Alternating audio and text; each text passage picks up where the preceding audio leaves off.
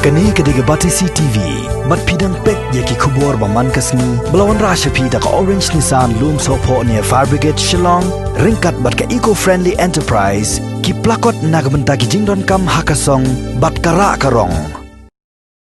New Trap Aceh National Movement kalalaji kendo yo Director Ketnat Employment and Craftsman Training jong ka Sarkar Meghalaya. Ubi hajong halor kajing penbena bakani ka office kalapan mi hakikat kobor baka code application na kabanta ki migrants workers ban pentebet shusho ilade hakikam baper leng baka scheme PMKVY jong ka Sarkar Pedeng.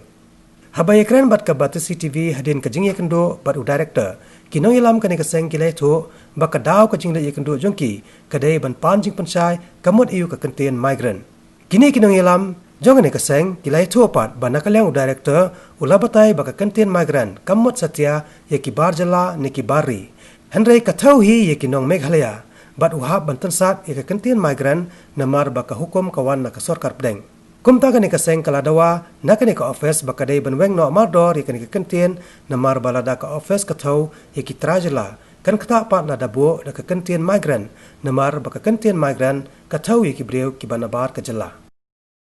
ka HNM hadin bang hilau ye ka advertisement wa pratrik kamlabi na ka government of Meghalaya under the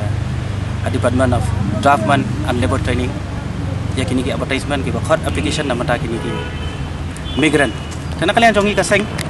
ngi kita kentien migran kadi kentien ka bomsai kamut yu da migran kidi migran ki bawa na sabane kidi pri ko na Meghalaya dan dai dang ilai kendu yu director jong ka labor ula pensai ngi wang bakani kentien migran kawan nationally baki mla su banweng ade ka jengmut kadi ba ikinong Meghalaya ki ba song basa ni po Meghalaya de ula ari ngi ka assuran wang ba kanum dan kanu kata ka jikot application ka ba dai bagi pri ko na ba lekin dai bagi pri ko na ni wala hawat mo ula ay ka assuran ka jong uba kani ka kentien migran kadai bai ikibri ban ni na po Meghalaya nei na kalian jungi kaseng ngi percaya hi ka kentien migran ngi kwa hi mangenyor ka jing pensai kenang bagi ba kinum dan kanu no ka jing sutu bakla ya ta ka kentien migran ilawan patkan ba sai kedar ba ka office kreban ai jing pensai namar hal according the attachment maka mi ka tukam migran te ila batay yang iba kene kawan po jongka Honesty Government of India dinging ong ngimtep tong ba ngikwa ba